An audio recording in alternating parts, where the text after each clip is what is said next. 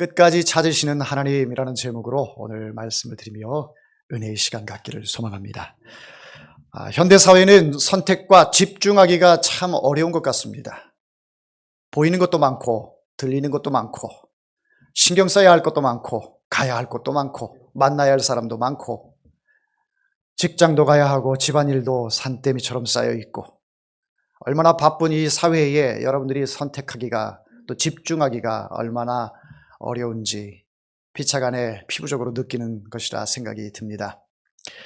자, 이로 인해 나타나는 우리의 삶의 현상들이 있는데 아마도 공감하실 겁니다. 집에 앉아서 TV를 보려고 하면 리모컨이 어디 갔는지 참 리모컨과 숨바꼭질 할 때가 한두 번이 아니죠. 외출하려고 하면 왜 이렇게 집 키가 안 보이는지, 요즘은 번호키로 하기 때문에 키와는 상관없는 그런 분들이 많이 계시지만 아직도 키를 잠그고 나가시는 이런 분들 계시죠. 그런 경우에 키를 잃어버리거나 또 밖에 나가야 되는데 키를 집안에서 못 찾는다거나 이런 현상이 종종 발생하기도 합니다. 그 정도만 해도 괜찮은 것 같아요. 외출했는데 핸드폰을 잃어버렸다. 이건 큰일입니다. 핸드폰 안에는 뭐가 들어있습니까? 나 자신에 대해서 내 신상 정보, 금융 정보, 또 비밀 얘기들, 또 나만 소유하고 싶고 남에게 공개하고 싶지 않은 나만의 그 카톡의 여러 가지 사진들, 모든 비밀 정보, 이런 것들이 핸드폰 안에 다 들어있기 때문에 핸드폰을 잃어버렸을 때는 대략 난감이 아닐 수 없습니다. 여러분, 외출할 때 핸드폰 한번 안 가지고 나가 보십시오. 하루 종일 직장 생활하면서 어떤 마음이 듭니까? 답답하고 뭔가 허전하고 막 이 분리불안 증세가 막 나타나요. 손도 막 이 수천척이 떨리고. 아이고, 핸드폰 이거 어디서 잃어버렸나? 집에 있는 건가? 버스에서 놓고 내린 건 아닌 건가? 등등 온갖 생각이 참 일이 손에 안 잡힐 정도로 그렇게 불안 증세가 나타나는 것을 볼 수가 있습니다. 자, 그런데 이런 것들을 우리가 깜빡하고 잃어버렸을 때에 그때의 이 심리 상태가 불안 증세가 생기고 일손도 손에 안 잡히고 하루 종일 답답한 마음도 있는데, 여러분 가정을 해보십시오. 사람을 잃어버렸다라고 생각을 했을 때, 우리 공동체 안에 함께하던 그 사람을 잃어버렸을 때에 그때 우리는 어떤 마음이 들까요? 핸드폰 잃어버렸을 때, 키를 찾지 못할 때, 리모컨 찾지 못할 때 그때 그 마음만큼이나 사람들을 잃어버렸을 때 그 감정이 드느냐, 이 질문을 여러분에게 하고 있는 것입니다. 한동안은 애쓰시겠죠. 안타깝죠. 찾아갑니다. 대화를 나눕니다. 그러나 한 주, 두 주, 한 달, 두 달, 반년 이렇게 시간이 지나가면 우리의 생각 속에서 점점 잊혀져 가는 존재가 됩니다. 이 사람은 안 되겠다, 이런 생각으로 스스로 우리가 포기하는 경우들이 많아요. 그분은 바빠서 안 돼. 그분은 그분의 성향으로 인하여 안 돼.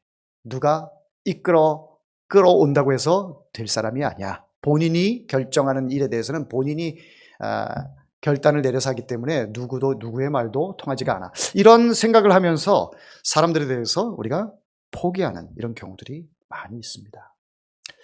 지난 세월들을 돌아보면 우리 교회 안에도 그런 일들이 많이 있었습니다.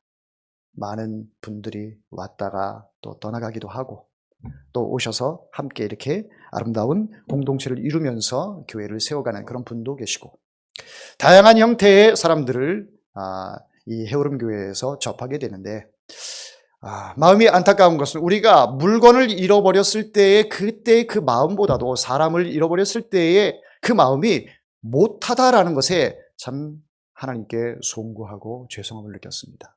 하나님, 천하보다도 귀하고 천하보다도 정말 소중한 존재가 사람인데 그 사람들에 대해서는 너무 소중하게 생각하지 못했습니다. 그 사람이 무엇을 생각하는지, 어떠한 처지에 있는지, 어떤 감정에 있는지, 교회 안에서 어떠한 것 때문에 시험이 들었는지, 이런 부분들에 대해 우리가 너무 소홀했다, 그런 생각을 해봅니다. 자, 그래서 우리는 스스로 사람들을 잃어버린 것에 대해서 포기하고 이것은 우리의 역할이 아니다. 이렇게 손을 내려놓는 그런 경우들이 있는데 오늘 본문은 그 어쩔 수 없음을 깨뜨리는 그런 이야기가 나옵니다. 여러분, 본문에는 서로 다른 두 부류의 사람들이 등장을 합니다. 예수님 앞에 두 부류의 사람이 있는데요. 첫째 부류의 사람은 바로 죄인들, 세리들, 이런 부류입니다. 죄인들, 세리들. 죄인은 어떤 사람들을 일컬어서 죄인이라고 이야기를 합니까? 바리새인의 시각으로 볼 때에 율법을 지키지 않는 사람들, 바리새인 시각으로 볼 때에 우리가 하는 일에 미치지 못한 사람들, 이 사람들을 정죄하고 그 사람들을 죄인이다라고 낙인을 찍는 그런 경우들이 많이 있습니다. 당시에 죄인이다 하면 또 이 몸을 파는 여인들, 또 율법을 지키지 않는 사람들, 뭐 등등, 이 고질병, 하나님께서 저주의 병을 내리셨다라고 이렇게 생각하는 사람들, 나병 환자라든지, 그래서 동네 안에서 살지 못하고 밖에서 혼자 은둔 생활을 할 수밖에 없는, 격리 생활을 할 수밖에 없는 이런 사람들을 죄인이다 이렇게 사람들이 생각을 했습니다. 그러면 세리들은 어떤 사람들입니까? 세리는 로마에 세금을 내야 되는데 자국민으로서 자국민들을 보호하고 자국민들의 경제에 있어서 손해를 막대하게 끼치는 사람들, 그 사람들이 바로 세리들이었습니다. 일제시대에 이 일본 앞잡이 노릇을 하면서 이 세금을 걷거나 또 굉장히 조선 국민들에게 굉장히 피해를 줬던 그런 일본 사람들처럼 이런 사람들, 바로 이 예수님 당시의 세리들은 금전적으로, 경제적으로 유대인들에게 굉장히 악영향을 끼치는 그런 사람들이었습니다. 그러니 온 국민들이 세금을 내는 데 있어서 정말 이거를 우리나라에 세금을 내면 얼마나 좋겠습니까? 근데 이 세금을 내는 것이 로마로 들어간다. 식민지 생활하는 것도 억울한데 여기서 세금까지도 그 나라의 뇌물로 인해서 얼마나 그 삶이 애통하고 그 힘든 그런 삶을 백성들이 생각을 하면서 세리들에 대해서 아주 증오하고 저주하는 그런 마음들이 있었습니다. 이렇게 한 부류의 사람들은 죄인들이고 또 세리들이었습니다. 다 죄인이에요. 다 죄인. 그 한 부류의 사람들. 두 번째 부류의 사람은 바리새인과 서기관의 사람들이었습니다. 이 사람들은 권력적으로도 높은 지위를 가지고 있는 사람들이었고 종교적으로도 존경을 받는 인물들이었습니다. 왜냐하면 율법에 대해서 너무 잘 알고 율법이 하나님께서 모세를 통해서 우리 백성들에게 주신 말씀인 것을 알기 때문에 하나님의 말씀에 능통한 사람들은 존경할 수밖에 없는 거예요. 하나님의 말씀에 능통하고 그 말씀대로 살면서 가르치는 바리새인과 서기관들, 자칭 타칭 의인이라 할 만한 사람들이 바로 이 사람들이었습니다. 그런데 이 두 부류의 사람들이 예수님께 나아오는데 어떤 목적을 가지고 예수님께 나아오느냐? 바로 세리들과 죄인들은 주님의 입을 통하여 하나님의 말씀을 들으러 예수님께 나왔습니다. 여러분, 참 희한하지 않아요? 죄인이라고 하면 자꾸 음지로 숨어들려고 하잖아요. 그런데 그것이 아니라 죄인인데 하나님의 말씀을 들으러 예수님께 나아오고 있어요. 거룩한 사람들 입장에서 볼 때에는 저 사람들은 죄인인데 하나님의 거룩한 말씀을 전하는 예수님께 이 사람들이 다가온다. 거룩하다라고 하는 예수님께 이 죄인들이 다가온다. 이것은 있을 수 없는 일이죠. 의인이라고 생각하는 사람들이 볼 때는 그것은 있을 수 없는 일입니다. 물과 기름이 섞일 수 없듯이 의인이 어찌 죄인들과 함께 섞일 수 있으며 거룩한 자가 어찌 불경한 자와 함께 섞일 수가 있는가? 이렇게 상식적으로는 생각이 듭니다. 그런데 예수님께 다가오는 사람들, 그 죄인들의 마음은 예수님을 통해서 하나님의 말씀을 듣고 싶어요. 자기네들이 죄인이라는 걸 너무 잘 알아요. 그렇기 때문에 누군가 자기 자신들에게 하나님의 말씀을 전해주지 않습니다. 내가 죄인이야. 그런데 하나님의 말씀을 듣고 싶어. 근데 하나님의 말씀을 나에게 전해주는 사람이 없어. 나를 벌레 보듯하고 나를 죄인이라고 낙인 찍고 상대를 안 해주니 하나님의 말씀을 듣고 싶어도 들을 수가 없는 것이죠. 그런데 그 동네에 예수님께서 오셨다라는 얘기를 들었을 때 이들에게는 일말의 희망이 생기게 시작하게 된 것입니다.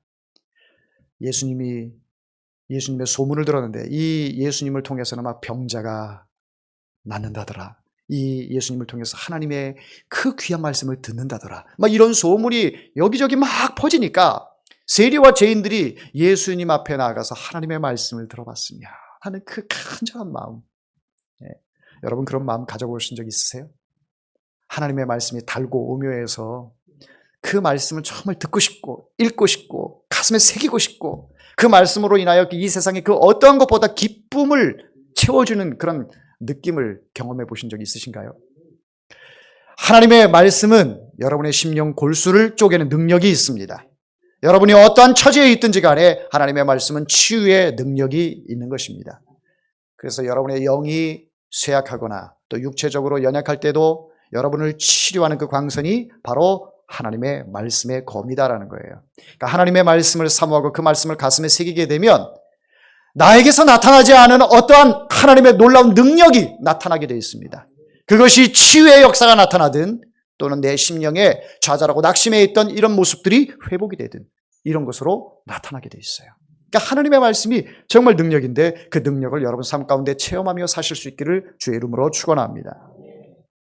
여러분 그 능력의 말씀이 있는데 나에게 들려주는 사람이 없어요.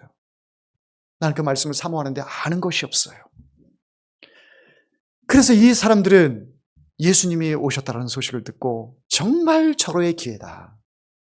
하나님의 말씀을 들을 수 있는 기회다. 그 마음으로 예수님께 나아온 것입니다. 그런데 바리새인과 서기관들은 어떠한 의도로 예수님께 나왔습니까?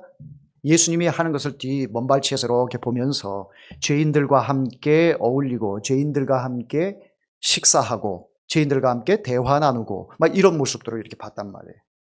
그러니까 모든 것이 율법의 잣대로 보는 겁니다. 율법의 잣대. 율법의 잣대로 예수님을 보니까 유대인들이 죄인들과 함께 섞여서 식사를 한다, 대화를 한다, 뭐 같이 뭐 이렇게 어떤 이 좋은 어떤 관계를 뭐 맺는 것 같다, 이러면 이것은 율법의 정신에 어긋나기 때문에 율법으로 인하여 처벌을 받을 그런 대상자가 되는 것이죠. 예수님이 여기저기 다니면서 병자도 고치고 권세 있는 말씀도 전하고 인산인해로 예수님을 따라다니는데 그런 거를 바리새인과 서기관들이 이렇게 봤단 말이에요. 항상 백성들이 자기 자신들에게 복종하고 굴복하고 또 돈 갖다 바치고 이러던 것을 누려오던 사람들인데 이 인기가 다 예수님에게로 지금 옮겨가는 그런 상황인 거예요. 이러다 보니 이 사람들의 발에 이 불이 떨어지게 된 것입니다. 그러니 예수님 앞에 나온 것은 예수님이 뭐라고 하나, 어떤 상황에 지금 놓여 있으며 어떤 율법을 어기나 그 율법의 잣대로 예수를 이제 올가매려고 하는 그런 의도로 나오게 된 것이죠. 그래서 이 사람들이 예수님을 보면서 수군수군대고 있습니다. 저 사람은 죄인이랑 같이 밥을 먹는다. 여러분, 밥을 먹는 거 친한 사람하고 먹습니까? 원수지간과 먹습니까? 친한 사람과 먹죠. 원수지간과 밥을 먹다가는 이 맛있는 것도 체합니다. 음식이 잘 안 내려가요. 그래서 우리가 흔히 인사를 하죠. 우리 밥 한 끼 먹자, 밥 한번 먹자. 반가운 의도로 하는 얘기잖아요. 또 만나서 우리 밥 먹자, 친해지자, 또 이 수다 떨자, 우리 재밌게 놀자. 밥 먹는 이 밥상 공동체 안에서 이런 일들이 이루어집니다. 여러분, 예배 후에 또 식사할 때도 이런저런 얘기 나눌 수 있는, 우리가 그렇게 서로가 얘기할 수 있는 시간이, 이 밥 먹으면서 하는 시간이 얼마나 좋습니까? 그런데 율법에는 절대로 거룩한 유대인들과 죄인들과는 겸상을 할 수가 없다. 이것이 율법이다. 거룩한 백성들과 이 거룩한 백성이 아닌 이방인들과는 구별됐다. 그러니까 이스라엘 백성들은 선민 의식이 너무 강하기 때문에 그래요. 하나님께서 우리를 선택하셨다. 우리 유대인들, 이스라엘 백성들 이외에는 하나님께서 다 선택한 사람들이 아니다. 저 사람들은 다 지옥 갈 사람들이다. 우리만 천국 갈 사람들이다. 마치 이단들이 14만 4천 명만이 천국 갈 수 있다. 우리는 14만 4천 명이고 나머지 사람들은 14만 4천 명 이후의 사람들이기 때문에 지옥 간다. 이런 논리와 똑같은 겁니다. 유대인들이 볼 때에 하나님으로부터 저주받고 하나님의 회에 들어오지 못하는 그 사람들과 거룩한 백성이 어울리는 것은, 이것은 생각할 수도 없고 상상할 수도 없고, 만약에 이것을 했다, 누군가에 의해서 그것을 발각이 됐다, 이것은 처벌을 받을 수밖에 없는 그러한 모습에 예수님이 놓이게 된 것입니다. 여러분, 사람이나 율법 안에 있다가 율법 밖에 있다가 이러지, 예수님이 창조주이신데, 시 공간을 초월하시는 분인데 율법 안에 예수님을 가둬둘 수 있겠습니까? 절대 가둬둘 수 없죠. 율법이 왜 이 세상에 존재하는 걸까요? 예수님은 율법을 폐하러 온 것이 아니라 완성하러 오셨다라고 말씀하셨어요. 그럼 바리새인들과 서기관들이 알고 있는 그 율법은 계속해서 백성들을 향하여 정죄하고 사람들을 더 하나님을 바라보지 못하게 하고 이렇게 하는데, 예수님은 그 율법을 완성하러 오셨다라고 했어요. 그 완성이 뭡니까? 바로 십자가의 사랑인 것이죠. 구약시대의 사람들은 율법을 지켜야 구원을 얻는다라고 생각을 했습니다. 그러나 예수님은 십자가에 달린 나를 누구든지 바라보고 믿으면 구원을 얻으리라. 사랑의 완성을 이루신 분이 바로 예수 그리스도입니다. 그러므로 예수 그리스도를 누구도 율법의 그 쇠사슬로 올가맬 수가 없는 거예요. 그러니 죄인들이 예수님께 다가오는 것, 율법에 사로잡혀 있는 사람들은 그것을 이거 큰일 났다라는 시각으로 바라보지만, 예수님이 보실 때에는 회복의 역사가 나타나는 시간, 구원의 역사가 나타나는 시간, 새 사람이 되는 그 시간이 바로 예수님께 나아오는 것인 줄 믿으시기를 바랍니다. 아멘. 여러분, 교회는 누가 오는 거예요? 의인이 오는 겁니까? 죄인이 오는 겁니까? 죄인들이 오는 거예요. 죄인들이. 우린 다 목자 잃은 양처럼 길을 잃어버렸던 사람들입니다. 다 죄인이에요. 이런 죄인을 예수님께서 우리에게 사랑으로 끝까지 우리를 포기하지 않으시고, 우리를 세상 가운데 내버려 두지 않으시고, 어깨에 둘러 매시고, 이렇게 하나님의 전으로 저희들을 인도하신 것 아니겠습니까? 우리 예수님께서 우리를 이렇게 사랑하셔서 우리가 죄인의 신분에서 이제는 하나님의 자녀, 의인의 신분으로 신분 변화가 일어난 것입니다. 그런데 신분 변화가 일어나서 이제 우리는 죄인이 아니고 의인이다, 이렇게 변화된 신분으로 죄인들이 교회에 왔을 때 그것을 또 눈뜨고 못 봐요. 자꾸 경계하고 벽을 치고 그 사람들에 대해서 이 교회 문턱을 높이 쌓아놓고 들어오지 못하도록 이렇게 하는 것이 오늘날의 우리들의 교회의 모습들입니다. 내 자신을 한번 생각해 보면 절대 그럴 수가 없는데, 이제는 나와는 상관없다라고 생각을 하니까 다른 사람들에 대해서는 엄격한 잣대로 그 기준을 들이대고 있습니다. 사랑하는 성도 여러분, 길 잃어버린 자가 제 자신이 아니었습니까? 내가 길을 잃고 헤매던 자 아니었습니까? 목자의 음성을 들을 수도 없고, 목자가 어디로 갔는지 이 눈이 멀어서 도저히 찾아볼 수 없었던 그런 사람들 아닙니까? 여러분, 양의 특성을 잘 아시죠? 양은 시력이 매우 낮습니다. 그래서 목자의 음성을 듣고 움직이는데, 이것이 거리가 멀어지면, 소리가 안 들리면 눈으로 보고 찾아갈 수가 없어요. 우리는 목자 없는 양같이 다 길을 잃어버렸던 그런 존재들이에요. 우리 스스로는 목자를 찾아갈 수도 없고 구원을 얻을 수도 없는 자들이었어요. 그 목자 대신 예수 그리스도께서 포기하지 않으시고 십자가에 달려 죽으시면서 끝까지 우리를 예수를 믿음으로 구원을 얻는 놀라운 믿음을 선물로 주셨던 것입니다. 우리가 예수님께로 간 것이 아니라 예수님께서 우리에게 다가오신 거예요. 길을 잃고 세상에서 방황하고 헤매는 우리들을 찾아오셔서 그 길이 아니야, 그쪽으로 가면 안 돼, 이쪽으로 와야 돼 하고 예수님께서 업어주시고 어깨 둘러매주시고 손잡아주시고 여기까지 온 것 아니겠습니까?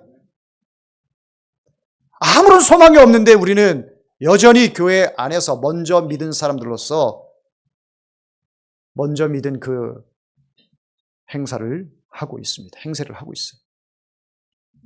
교회 문턱을 낮춰야 합니다. 내 자신부터 내려놔야 합니다. 누구든지 교회 오면 예수 믿고 구원을 얻을 수 있도록 자리도 내드려야 되고 그들을 위하여 섬김과 헌신과 봉사도 아끼지 말아야 할 줄 믿습니다. 자, 한 목자가 있습니다. 너희 중에 어떤 사람이 한 목자가 있는데 100마리의 양이 있습니다. 100마리의 양 중에 한 마리의 양을 잃어버렸어요. 여러분, 세상의 기준으로 볼 때에는 그래도 99마리가 남았으니까 다행이다. 이것이라도 잘 보살피자. 손해가 적으니까 괜찮다. 이렇게 생각이 듭니다. 그런데 오늘 본문에 나오는 목자는 그렇게 하지 않습니다. 99마리를 두고 한 마리를 찾아서 다닙니다. 혹자는 이렇게 얘기를 합니다. 아니 그러면 99마리의 그 양이 또 다른 길로 가면 어떻게 하냐고. 여러분, 예수님께서 하신 그 말씀은 그 99마리를 방치하고 그 이리떼에게 물려갈 수 있도록 그렇게 방치하고 한 마리를 찾으러 갔겠습니까? 예수님이 그렇게 하셨을까요? 아닙니다. 오늘 본문 말씀을 보십시오. 7절 말씀에 보면 하늘에서는 회개할 것 없는 의인 99으로 말미암아 기뻐하는 것보다 더하리라. 자, 99은 이미 안전장치를 다 해두었어요. 이미 하나님의 나라에서 안전장치를 다 해두고 그 길을 잃어버리고 집으로 돌아오지 못하는 그 한 마리를 찾아서 다니신 거예요. 만약에 중구난방으로 99마리가 다 뿔뿔이 막 흩어졌다 그러면 그 한 마리만을 찾으러 다니는 것은 어리석은 생각이지요. 예수님은 절대 그렇지 않으신다. 하나님은 절대 그러신 분이 아니다라는 거예요. 그래서 그 한 마리의 양을 찾기 위해서 이제 초집중을 하고 찾아다니십니다. 사람들의 시선으로 볼 때는 그냥 한 마리 그 귀찮은데 이거 할 일도 많은데 그 한 마리를 그걸 찾아다녀야 돼. 여러분, 여기에 놀라운 진리가 있는데 하나님께서 보시는 그 한 마리는 단순히 한 마리가 아니라 전체입니다. 전체. 하나님에게 있어서는 그 한 마리가 전체라는 거예요. 여러분, 우리가 생각을 좀 이렇게 해보면 좋겠습니다. 우리 가운데, 우리 공동체 가운데, 이게 다 공동체잖아요. 어떤 희생을 해야 하는 그 일에 한 사람이 희생을 해야 되는데, 한 사람이 희생을 해야 돼. 누군가 해줬으면 좋겠다. 누군가 희생을 해줬으면 좋겠다. 어쨌든 간 한 사람에 의해서 희생을 통해 이 문제가 해결이 된다면 누군가 나가기를 바라면서 마음속에는 나는 아니었으면 하는 그런 마음을 가질 거예요. 나는 아니었으면. 또 이것을 반대로 엄청나게 복을 주는데 그 복을 딱 한 사람만 받는다라고 생각을 해보세요. 이 가운데 한 사람만 받는다라고 생각을 하세요. 그 한 사람이 누구여야겠습니까? 내가 돼야 되겠죠. 내가 그 한 사람이 엄청난 복을 다 받는다라고 생각해요. 그런 마음을 갖게 되는 거죠.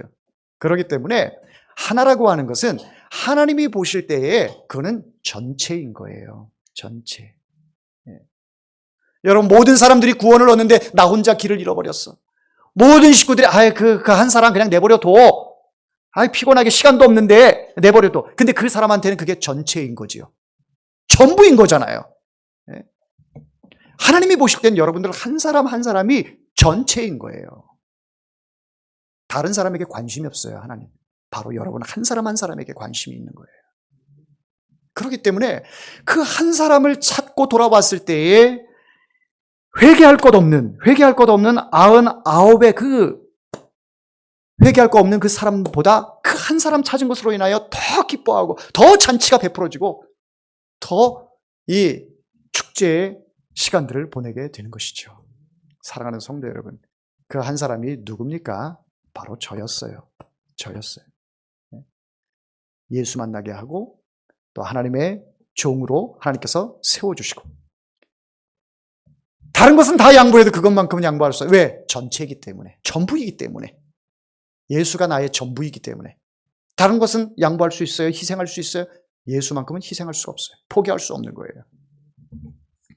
끝까지 찾으시는 그 목자, 바로 전체이기 때문에 여러분 한 사람 한 사람을 이렇게 끝까지 포기하지 않으시고 예수 믿게 하신 겁니다. 할렐루야. 예. 자, 드디어 예수님께서 그 목자가 한 마리의 양을 찾았습니다. 한 마리의 양을 찾고 오는데 어깨에 메고 옵니다. 왜 어깨에 메고 와요? 그 양이 너무 지쳐 있어요. 건강적으로도 너무 지쳐 있고 쇠약해져 있고 영적으로도 너무 연약해져 있습니다. 걸어올 힘이 없어요. 그래서 그 양을 찾았을 때 예수님께서 번쩍 안아주십니다. 목자가 안아주세요. 안고 얼마나 힘들었느냐, 얼마나 고통스러웠느냐, 얼마나 죽을 뻔했느냐. 이제 안전하다. 어깨에 메고 예수님께서 이제 집으로 돌아오는 그 모습을 보게 되는 것이죠. 이처럼 한 마리의 양을 찾았을 때 천국에서는 천국 잔치가 벌어집니다. 여러분, 한 사람이 단순히 한 사람이 아니에요. 우리가 생각하는 그 숫자의 한 사람이 아니에요. 앞서도 말씀드렸지만 하나님께서 보시는 그 하나는 하나님이 보실 때는 전체라고 말씀을 드렸어요. 그래서 천하보다 귀한 것이 한 생명인 겁니다. 한 생명. 우리의 이 수 계산과 하나님의 계산법은 완전히 다릅니다. 우리의 계산법으로 생각을 하면 나 구원받지 못합니다. 제 자신 목사가 될 수가 없습니다. 여러분도 마찬가지예요. 하나님의 계산법에 의해서 내 자신이 이렇게 예수 믿고 구원을 얻게 된 것이. 할렐루야. 그러니 우리의 짧은 지식을 가지고 하나님에 대하여 왈왈왈 이유가 없고 불평할 이유가 없습니다. 하나님은 다 계산이 있으신 분이에요. 하나님은 다 계획이 있으신 분이에요. 하나님의 나라에 하나님의 백성들로 인하여 날마다 천국잔치 베풀어지는 것을 하나님은 계획하시고 오늘도 그 날을 우리 해오른교회에게 5월 31일 날 또 이 날을 통해서 많은 영혼들, 길 잃어버렸던 영혼들, 그 영혼들을 지금 찾고 계십니다. 그 찾고 있는 이 일에 바로 여러분들이 쓰임을 받아야 하는 거예요. 내 일이 아니다. 여러분 결코 이 말을 할 수가 없습니다. 왜냐하면 나도 그러한 잃어버렸던 영혼이었기 때문에 이 일은 내 일이고 우리의 일입니다. 우리가 해야 할 일이고 지금도 목자를 찾아 헤매는 그런 길 잃어버린 양들이 여러분 집에 또 직장에 지인들 가운데 학원에 많이 있습니다. 그 사람들을 향하여 예수님께서 지금도 여러분들을 통해 길 잃은 양들을 찾고 계심을 꼭 기억하시기를 바랍니다. 자, 하나님께서 묻고 계십니다. 내가 너를 찾았던 것처럼 너는 누구를 찾겠느냐? 내가 포기했던 그 사람, 네가 포기했던 그 사람 다시 품겠느냐? 한 영혼을 위해 움직이겠느냐? 이 말씀을 하고 계십니다. 이제 몇 주 남지 않았습니다. 오늘을 빼고도 이제 딱 한 달 남았는데 이 한 달 남은 기간 여러분 그 잃어버린 그 영혼 기도하면 다 떠오를 것입니다. 그 영혼을 위하여 집중해서 남은 기간 기도하시고 기회를 차이필로 다음으로 미루지 마시고 왜? 생명의 주관자가 하나님이시기 때문에 내가 먼저 떠나든 그가 먼저 떠나든 이 시간들은 내 시간들이 아니에요. 하나님이 나에게 보너스로 준 시간들이기 때문에 이 보너스는 줘도 되고 안 줘도 되는 거예요. 그렇죠?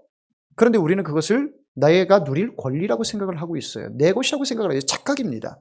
시간들은 내 것이 아니고 하나님이 나에게 주신 보너스입니다.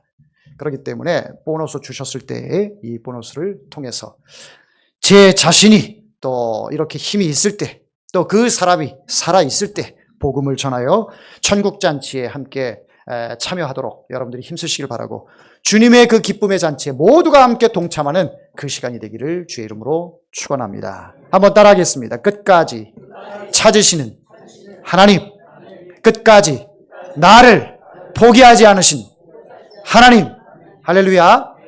기도하겠습니다.